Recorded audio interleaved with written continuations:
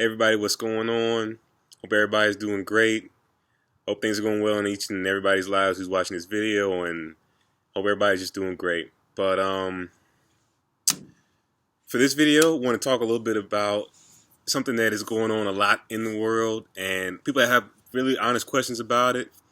And a lot of people just want to toss it aside because they think it's all crazy and science is the way to go. Even though I'm a scientist and I can see there's so many flaws in that. But anyway, we're not going to get into that today. We're going to focus on religion today. And specifically pluralism and perennialism and, those terms that describe pretty much this thought and this stream that's running through society and pretty much the whole entire world right now is that anybody can get to God in their own way. And that's it. There's no objective truths. There's just anybody can do what they want to do and get to God in their own way. And that sounds nice and fluffy. It sounds, spick and span, sounds so tolerant. I hear that word tossed around a lot today, is just tolerance. And suffice to say, logically,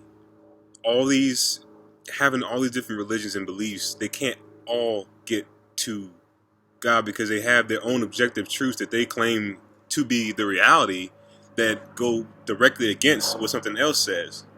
So they can't all lead to God, lead to salvation. They just can't do it. Logically, it doesn't make sense. And going back to one of my favorite ways to kind of illustrate this just a little bit is the idea of the elephant and the three blind men.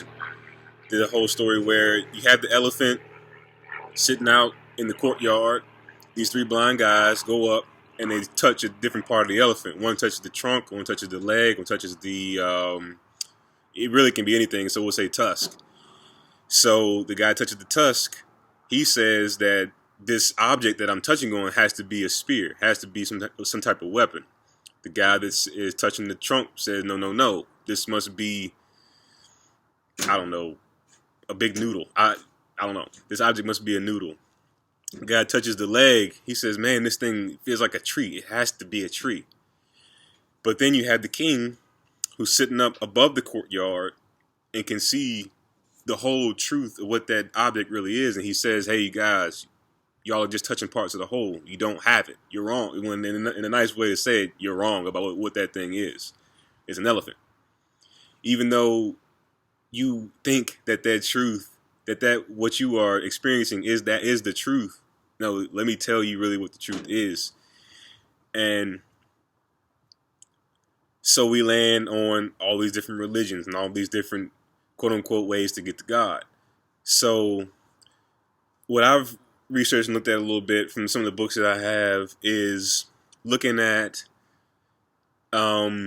just that nature of, are there objective moral truths and are there certain truths that are absolute? So what goes around in this world a lot today is that you can't tell me what's right. Your truth is your truth and mine is mine, is what works for me. But there has to be some objective truths, because to say that there are no absolute truths, that's an absolute truth. Saying that there are no absolute truth, that's an absolute truth when you say that. So there are absolute truths. It's just a matter of knowing what's right from wrong.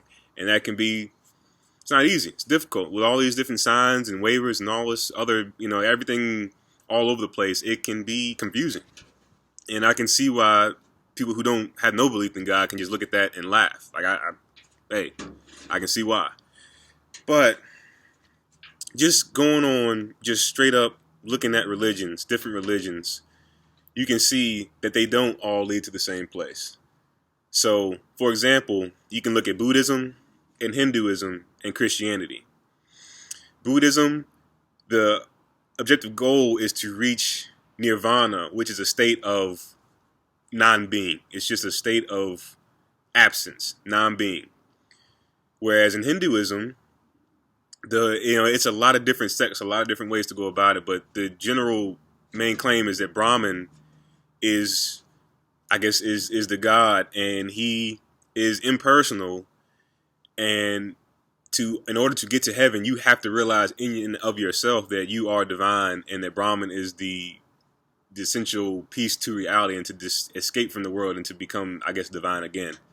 And you land on Christianity, where humans harmed God's perfect creation, and because humans can't get to him, because he's a perfect, holy God who is personal, though, which is completely different from any, especially Eastern religions. God is personal. Because humans can't do enough to get to him, he had to come and save us by shedding the blood, because the wages of sin is death. What is the opposite of death? It's life. So to pay for that death, you have to give life. And what is life? Life is in the blood. So that's where you get the basics of Christianity. So looking at just those different things, they all cannot lead to the same place. And I know that's hard for people to hear, especially nowadays, but everything is not going to get you to God.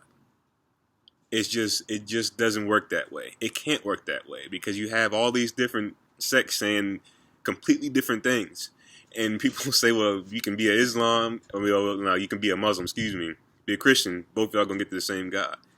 No, it's just not. It's just impossible, because Christians, we believe that Jesus is God in the flesh, and Muslims don't. If you take away Jesus from Christianity, you have no Christianity. And there is no such thing as religious pluralism. There is no such thing as perennialism, where you have all these religions going to the same place, or you have, just the core values of a religion is what is getting to salvation.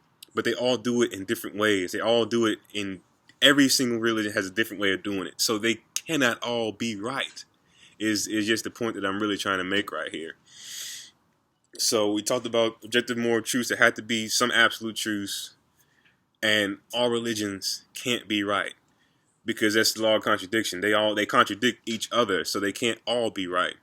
So then you just land on, well, what is the way to go? What is the way to go? And usually the way I go about doing this is, if someone believes in God, we can start there. And I can say, well, you look at humanity and you look at how flawed humanity is. Whether you believe in whatever, if you just hold the truth that you believe in God, in something, in some higher being, you can see that humanity is flawed. And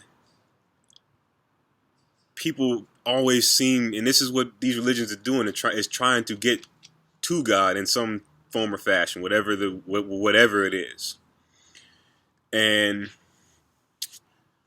so you have flawed humanity, you have a God, and you have humanity trying to get to God. But keeping everything flatlined. If this God is this perfect, holy, moral, just being, if he is all those things, and humans are just not in any capacity, in any form or fashion, how can humans expect to reach God? How can we expect to get there on our own merit? And then that's where religion comes into play. They say you have to follow these certain rules, you have to follow these certain guidelines to be able to do this, to be able to get to God. But that shows the audacity of human thought and the arrogance of human thought, that we could ever think that we could do it ourselves and make up a way to get to God ourselves. God has to tell us how we get to him. He has to tell us the way we get to him. And that's where Christianity lands. And I want to go in specifics about all these things, but I'd rather, people message me or something like that, so I know exactly what to go into, just so it'd be beneficial for whoever's watching. But we can go into what makes Christianity different, what makes other religions, I guess to say wrong, like what makes Christianity believable, what makes it different from every other religion. So we can go into that another day, but I just really wanted to lay down the hammer that all religions can't be true. They all cannot get you to heaven. There are absolute truths. and we can discuss it. We can compare all these other religions together, and we can see clearly, and even looking at history and the history of the world and history of all these different things, we can look at how I can do a video one day of going and looking at the resurrection. And that's one of the big kickers. If Jesus is risen, then that just settles everything. But I can go into that another day. But I really want to make sure I'm just doing these videos that will help benefit other people, so we can really see and try to get to a point where we really know what's going on. So, I'm trying to think. I know it's something else I want to talk about, because I know Hick has a lot of stuff on pluralism.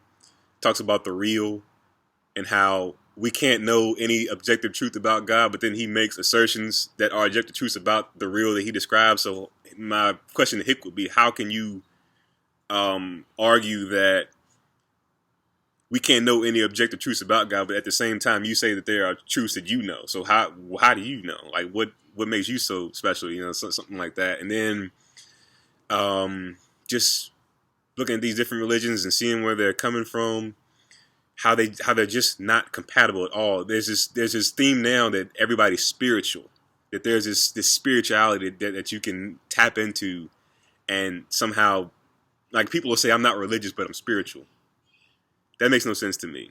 It really doesn't, because you're looking at the other religions, and I put Christianity separate because it's not a religion. It's about having a relationship with Christ. Religion is you trying to work yourself and get to heaven by following some set of guidelines and rules that you have to follow.